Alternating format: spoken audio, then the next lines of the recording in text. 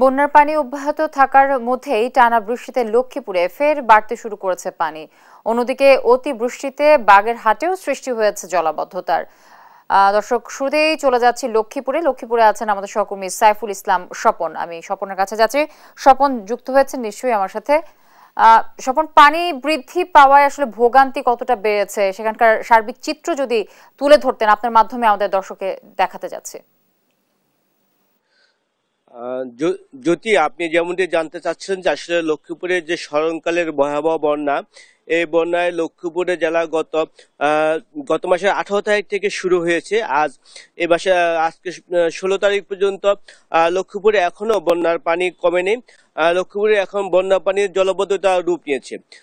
বঙ্গোপসাগরে গত বৃহস্পতিবারের নিম্নচাপের কারণে বৃহস্পতি, শুক্র, শনিবার যে পরিমাণে বৃষ্টি হয়েছে, এই বৃষ্টির কারণে জলবদ্ধতার পরিমাণ বৃদ্ধি পেয়েছে।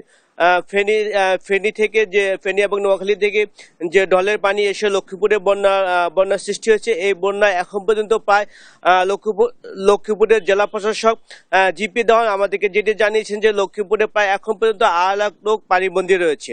তো লক্ষ্মীপুরের যে নদীগুলি রয়েছে এবং বিশেষ করে খাল রয়েছে,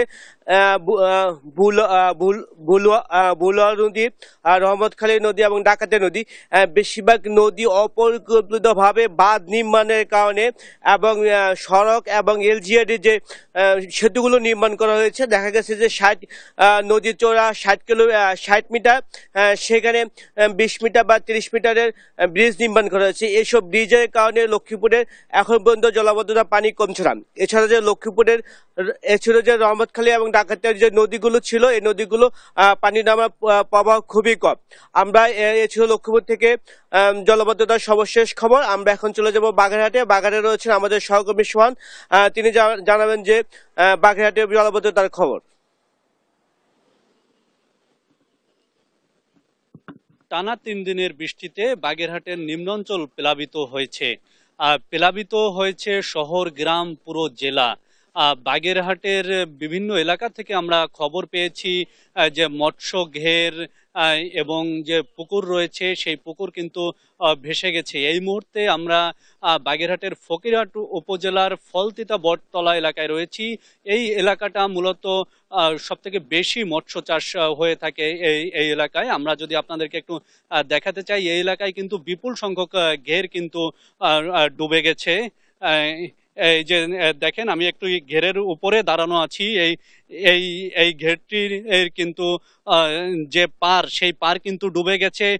সেই ডুবে যাওয়া পারে বন এবং অন্যান্য নেট টেট দিয়ে মাছ ঠেকানোর চেষ্টা করছে। আসলে এভাবে মাছ ঠেকানো সম্ভব নয়।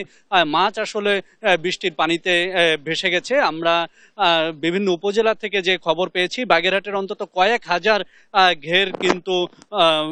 ঘের থেকে মাছ বের হয়ে গেছে। এছাড়া বাগেরহাট শহরের কথা যদি বলি, বাগেরহাট শহর কিন্তু এখন জলাবদ্ধ অবস্থায় আছে এবং বাগেরহাটের বেশিরভাগ এলাকার যে নিম্নাঞ্চলের মানুষ কিন্তু পানিবন্দী রয়েছে। মূলত ড্রেনেজ ব্যবস্থা সচল না থাকার কারণেই এই খারাপ অবস্থা। বাগেরহাট থেকে এই ছিল আমার কাছে জলাবদ্ধতার সর্বশেষ খবর।